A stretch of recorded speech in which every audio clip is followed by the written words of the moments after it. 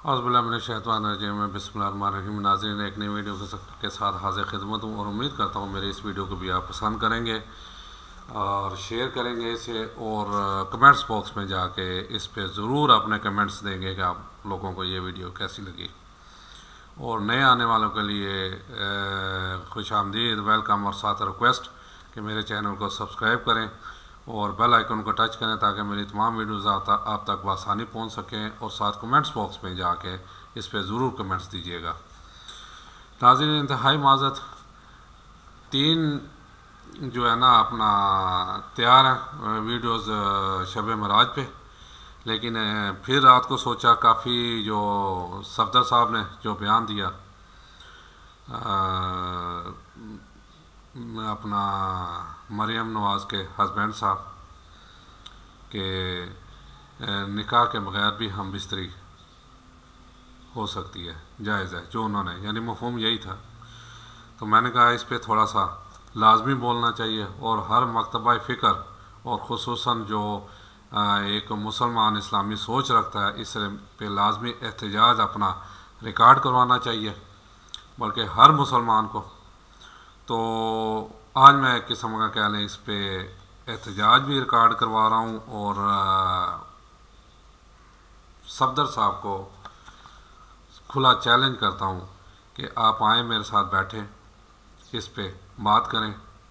ठीक है, आप जो इतने आज़ाद ख्याल हैं, इतने लिबरल हैं कि आपने बड़े आसानी से कह दिया कि जी निकाह के बगैर भी ये हम बिस्तरी जायज़ है। आपको पता है इसका मतलब क्या है? मैं अब छोटा सा आपको हिस्ट्री बता दूं। काफ़ी यूट्यूब पे आप और मरियम नवाज़ साहिबा के बारे में जो कुछ बताया जा रहा है, जो कुछ लिखा जा रहा है, वो सब मौजूद है। मैं उसकी डिटेल में नहीं पढ़ता, आप उसको सच बताने की कोशिश करते हैं। हाँ, ये वाकई सच है, हमने यह काम किया था जिसकी वजह से नवाज शरीफ ने फ़ौरन हमारी शादी कर दी, और जो आपका पहला बेटा डैश डैश डैश डैश, मैं आप पे कुछ कह नहीं सकता। या फिर आप इतने ही लिबरलिज़म है तो ठीक है, फिर अपनी नज़दीकी रिश्ते इंतहाई माज़े के साथ, क्योंकि मैं नहीं हूँ, मैं तो इसके बारे में सोच भी नहीं सकता। आपकी बहन, आपकी बेटी, आपकी नवासी, आपकी पोती, उन्हें इजाज़त दे दें, ठीक है जी, निकाह की कोई ज़रूरत नहीं है, आप ऐसे ही अपना अय्याशी करें जैसे यूरोप में हो रहा है। लेकिन सफदर साहब, आप क्योंकि इंग्लैंड में मुझसे ज़्यादा रह रहे हैं, इंग्लैंड की एक हिस्ट्री है जो मैं आपको बताता हूँ। वहाँ उन्होंने बुराई को आम किया कि कितनी फैलेगी, हर एक दिन ख़त्म होगी, लेकिन वो ख़त्म नहीं हुई। वो उन्होंने इंग्लैंड को तबाह व बर्बाद कर दिया, यहाँ तक कि वो मजबूर हो गए एक वजीफ़ा मुकर्रर करने के लिए कि जो आठवीं क्लास तक बच्ची माँ नहीं बनेगी उसे इतने पैसे दिए जाएंगे। लेकिन उसके बावजूद वहाँ अब भी ये हाल है यूरोप में, क्योंकि अब वो इतना तनावर दरख्त बन चुका है वो फाशी का कि वो 8 साल की बच्चियाँ वहाँ माएँ बन रही हैं।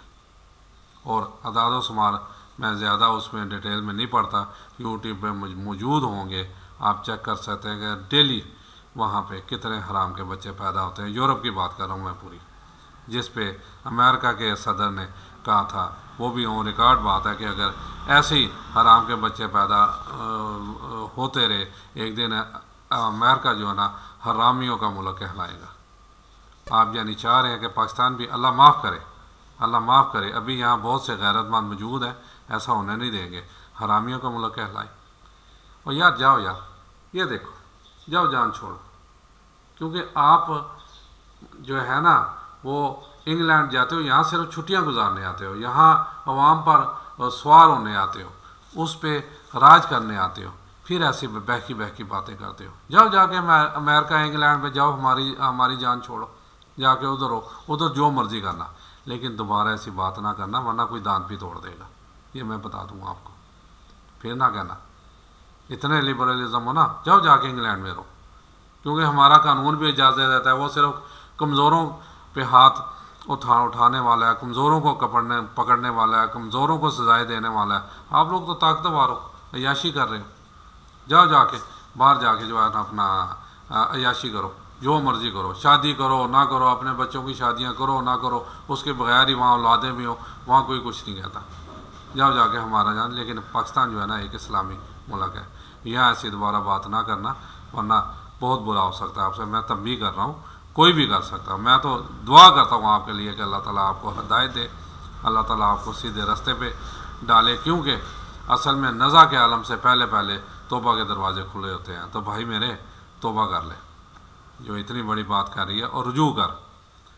मीडिया पे बात की है, दोबारा मीडिया पे ये बात कर, अपना रुजू कर और माजरत कर अपने इस बयान से। ये ना हो कि दुनिया में नहीं तो कम कम आगे तो अल्लाह की पकड़ होगी ना। अब असल में अल्लाह ताला कुरान पाक में क्या कह रहा है, मैं थोड़ा सा कुरान की तरफ आ रहा हूँ। सूरह तौबा आयत 9 से 69 में अल्लाह ताला फरमाता है, उन लोगों की तरह तुम से पहले जो गुजरे हैं तुम ना हो जाना। ये वैसे कुरैश मक्का के लिए कहा जा रहा है, जो मुशरिक थे, जिनको हमने कुव्वत में, माल में, औलाद में तुमसे आगे रखा। मुशरिकीन मक्का को बताया जा रहा है जो कुरानी आयत उतर रही हैं, ये बताया जा रहा है तुम जो अक्सर दिखा रहे हो, जो ख्वाहिशात नफ्स परस्ती कर रहे हो, पिछली उम्मतें गुजरी हैं जो तुमसे ज़्यादा ताकत में भी थी, तुमसे ज़्यादा माल में भी थी, तुमसे ज़्यादा औलाद में भी थी। और ये तीन ही चीज़ें होती हैं कि किसी इंसान या कौम में तकब्बर करना। इंसान किसी चीज़ पे फ़ख्र या तकब्बर करता है, तीन ही चीज़ें होती हैं। नंबर 1, ये अल्लाह फरमा रहा है, ताकत, यानी अक्सर जो लोग तकब्बर करते हैं अपने नफ्स पर, वो ताकत की बुनियाद पर होता है। इतना ताकतवर हूँ मैं, ये कर सकता हूँ मैं, इतनी पहुँच है मेरी, कुव्वत। यानी देखें, ताकत जो इंसान में होती है ना, वो अक्सर बहका देती है, वो अल्लाह के ताबे होने के बजाय वो शैतान के ताबे हो जाता है। ये बात ठीक है जी। दूसरे नंबर पर अल्लाह ताला ने माल के बारे में फरमाया।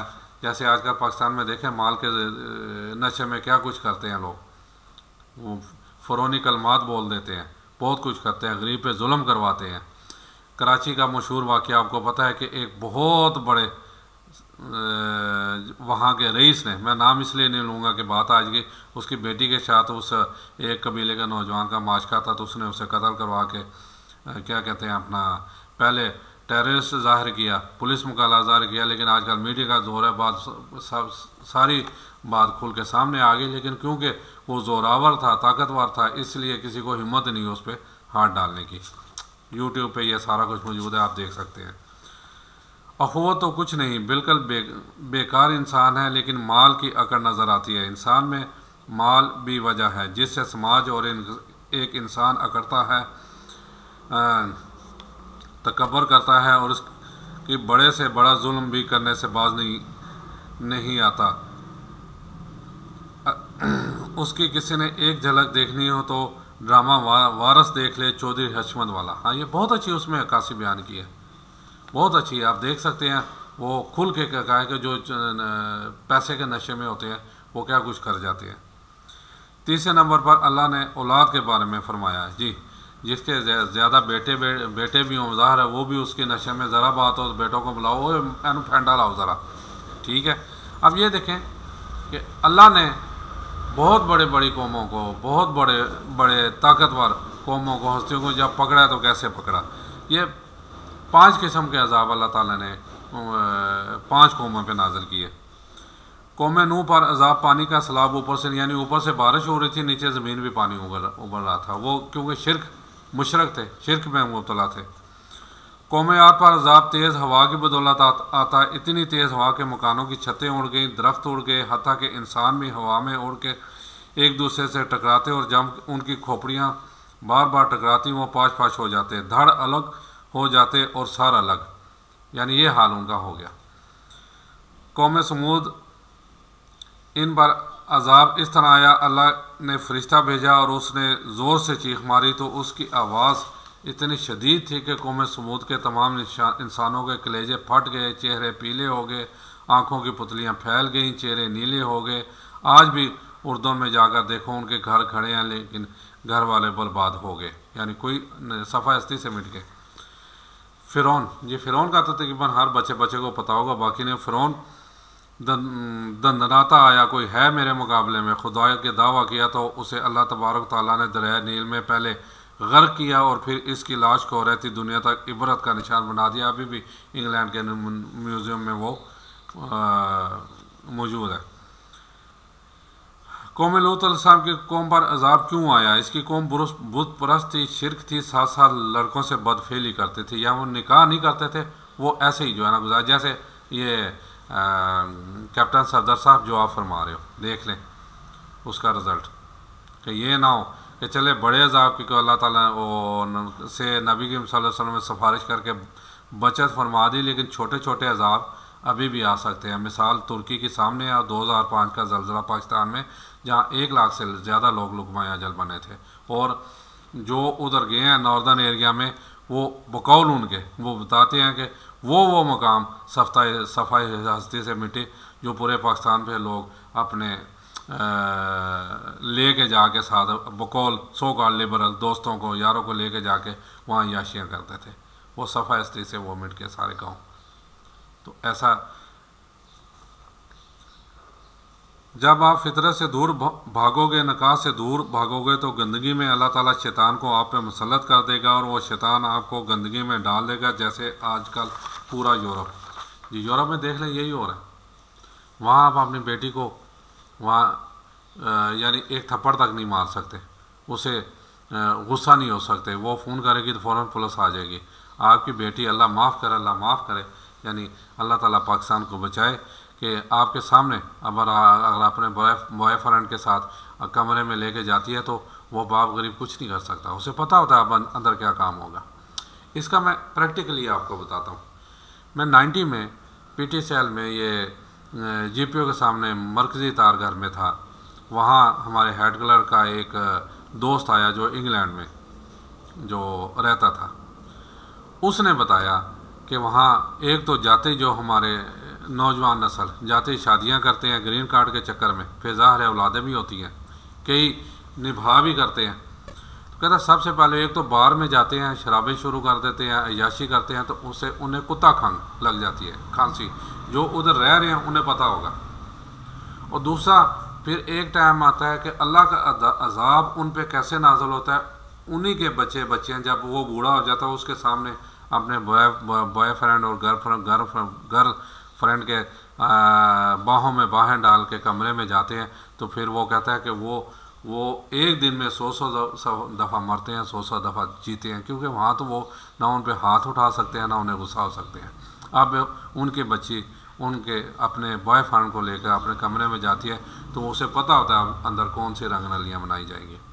तो भैया तौबा कर ले, अभी टाइम है।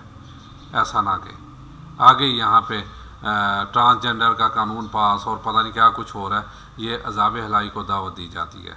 और खुदारा ये देखें, एक दफ़ा फिर मैं हाथ बांधता हूँ अपनी अवाम से, कुछ होश के ना हमने इन जो है ना अशराफिया बदमाशिया से जान छुड़ाएँ और जो है ना अपना बाहर निकलें अपने हुकूक के लिए, अपने राइट्स के लिए। और इस पे आखिर पे जाते जाते मुझ पे अक्सर तनकीद की जाती है। मैं ख़ास साहब को कहता हूँ, ख़ास साहब आप बात पे जो अपना बात करते हैं रियासत मदीना की, तो रियासत मदीना में नाच गाना नहीं होता था, खुदा इसे बंद करें। और फिर ईया का नाबुदु ईया का नस्तईन की जो बात करते हैं, तो अपने ये जलसों में जुलूसों में ये काम ख़त्म करा दें, अगर आप वाकई अंदर से भी मुसलमान हैं। क्योंकि एक दिन तो सब ने रब के सामने पेश होना है, सब के सामने उसके सामने हाज़िर होना है। और फिर वो वही रब है जिसने हज़रत उमर फ़ारूक रज़ियल्लाहु ताला अन्हु को कुछ जगह आता है 9 साल, कुछ जगह 11 साल बाद उसकी जान छूटी हिसाब किताब से, जिसे उन अशरा मुबशरा में भी हैं जिनको जन्नत की बिशारत दी गई और 36 मौक़ों पर जन्नत की बिशारत दी गई। फिर नबी सल्लल्लाहु अलैहि वसल्लम का वो कौल देखें कि जिस रास्ते से हज़रत उमर फ़ारूक रज़ियल्लाहु ताला अन्हु वहाँ से शैतान अपना रास्ता बदल देता है, यानी इतने कवि मुसलमान थे वो। तो लेकिन जब बात हुक्मरानी की आई, जब बात अख्तियारात की आई, तो 9 साल ही लगाए, 9 साल बाद उनकी जान छूटी, वो भी पसीने से शराबूर। तो खुदारा अपने हुकूक, अपने राइट्स बचाने। ये इस्लामी जमहूरियत पाकिस्तान है, तो इसे इस्लामी जमहूरियत पाकिस्तान बनाएं। ये हम किस तरफ जा रहे हैं? यकीन माने कि पाकिस्तान के अगर पाकिस्तान में अगर पर्दे ओपन कर दिए जाएँ तो मेरा ख्याल है हमारा ज़्यादा यूरोप से अच्छा हाल नहीं है। हम भी तकरीबन उसके करीब करीब पहुंच चुके हैं। ये ना हो यहाँ भी कोई ऐसे ही अजाब जैसे अब तुर्की पे आया, जैसे 2005 में पाकिस्तान में आया, ये ना हो ऐसा फिर कोई अजाब आए और पाकिस्तान सफ़ाई हस्ती से मिट जाए। सोचिएगा ज़रूर इस पर। और खुदारा फुल कम अज़ कम फेसबुक तो हर बंदा चलाता है, फेसबुक पे प्रोटेस्ट करें। और ख़ास कर मैं पटवारियों से भी कहता हूँ कि खुदारा पहले मुसलमान बने तो फिर बाद में अपना किसी भी तंजीम का हिस्सा बने। इजाज़त चाहता हूँ जी। अस्सलाम वालेकुम व रहमतुल्लाहि व बरकातुहू।